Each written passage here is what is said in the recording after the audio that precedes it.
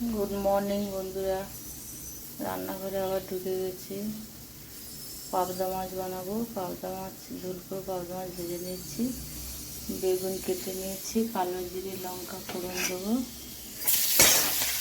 কালো জিরে লঙ্কা ফোড়ন দেবো, বেগুন দিয়ে দেবো।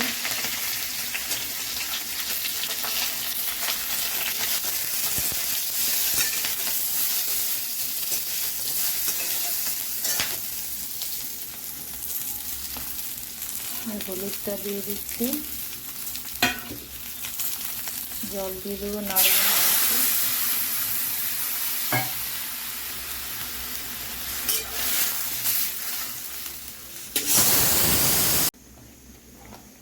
মাছগুলো দিয়ে দেবো এক এক করে। খুব কম তেলে রান্না করলাম পাবদা মাছটা।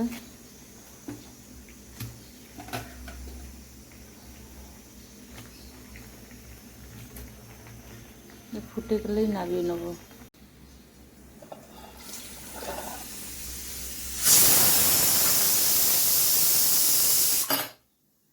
হয়ে গেছে পাবদা মাছের ঝোল।